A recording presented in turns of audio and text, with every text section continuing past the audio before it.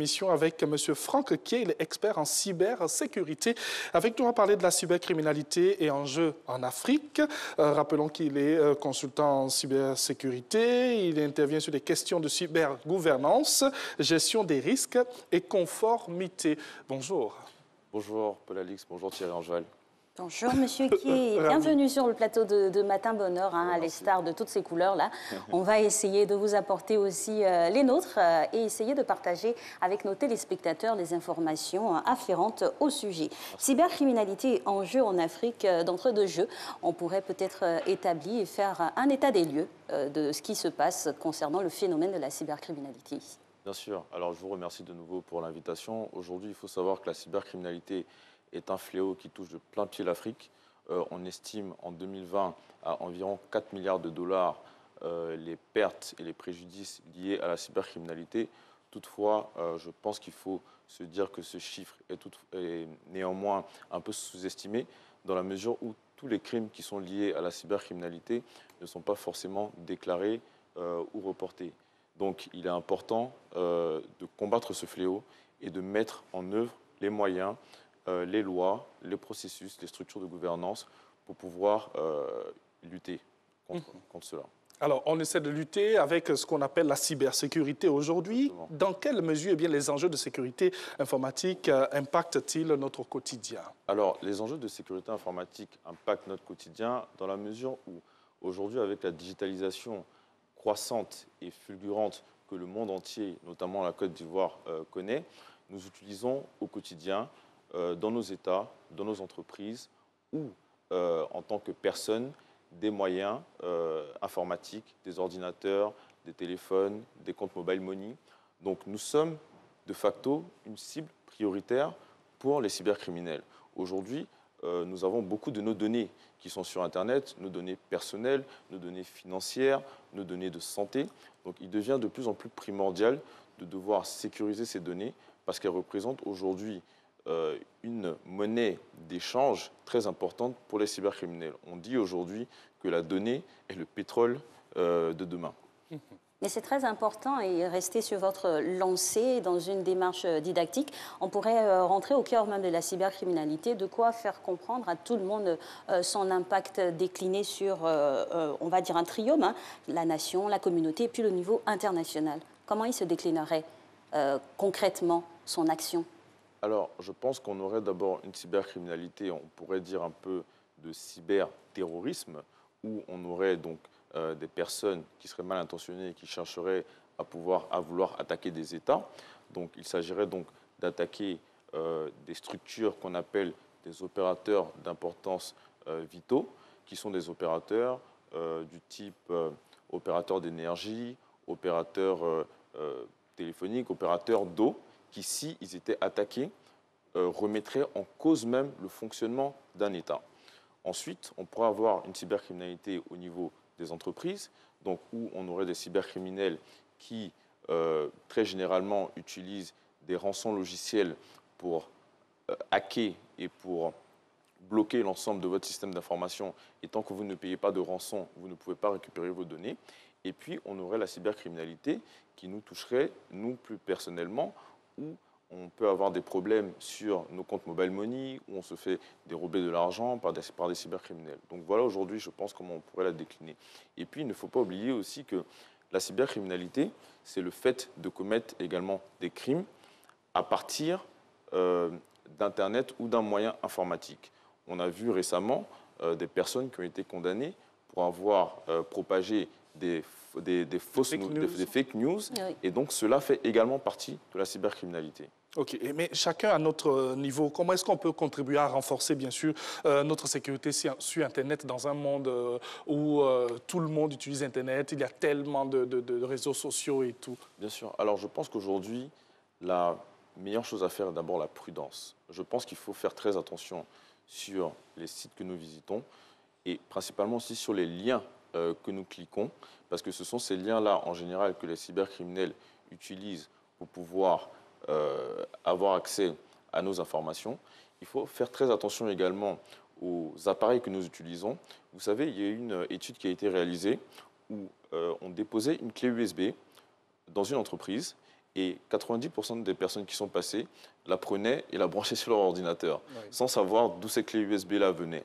Alors qu'elle peut renfermer justement des rançons logiciels, elle peut renfermer d'autres éléments ou d'autres verres informatiques qui pourraient permettre à des cybercriminels d'avoir accès à votre système d'information.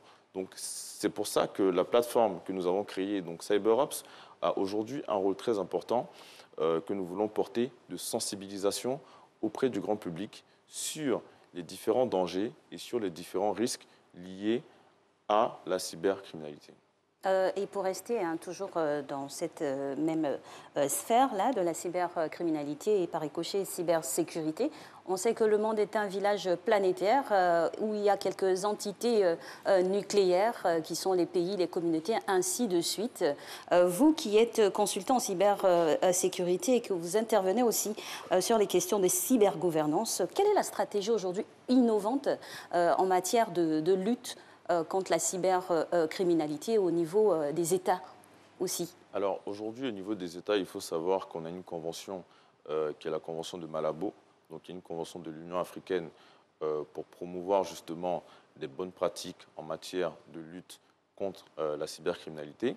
Il faut savoir également que la CEDEAO a adopté il y a quelques semaines une stratégie de lutte contre la cybercriminalité également.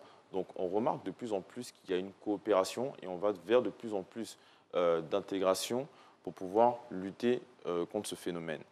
Néanmoins, c'est un phénomène et c'est un processus qui prend du temps, qui demande des moyens, qui demande de la formation, mais on constate en tout cas de plus en plus que les acteurs du secteur public et du secteur privé cherchent de plus en plus à aller vers cela.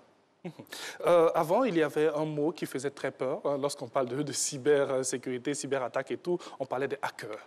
Les hackers étaient effrayants et tout. Aujourd'hui, on en utilise même dans les entreprises. Moi, j'ai envie de vous demander, qu'en est-il des perspectives d'emploi dans ce secteur-là?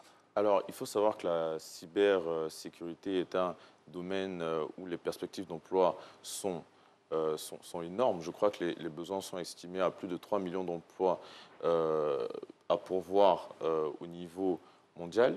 Donc, c'est une opportunité d'emploi et à l'étranger, mais également en Afrique. Oui. Nous avons aujourd'hui des jeunes sur le continent qui sont extrêmement doués, qui sont très talentueux, qu'il faudrait justement former, qu'il faudrait encadrer et qui pourraient permettre également de pouvoir rentrer dans ce domaine et dans ce secteur-là. C'est véritablement un hub et un creuset pour pouvoir créer des emplois. On ne peut pas ici parler de cybercriminalité sans évoquer notre triste renommée au niveau international. On va rester peut-être égocentré sur la Côte d'Ivoire et se demander quel est finalement aujourd'hui notre positionnement, notre réputation au niveau international. On a pu quand même faire des efforts. Ah oui, alors naturellement, la Côte d'Ivoire, c'est vrai, nous avions une réputation à cause notamment des brouteurs qui n'étaient pas très bonnes au niveau international. Néanmoins, l'État ivoirien a pris plusieurs mesures qui vont dans le bon sens et qui font qu'aujourd'hui, la Côte d'Ivoire se positionne de plus en plus comme un acteur important dans le domaine de la cybersécurité en Afrique.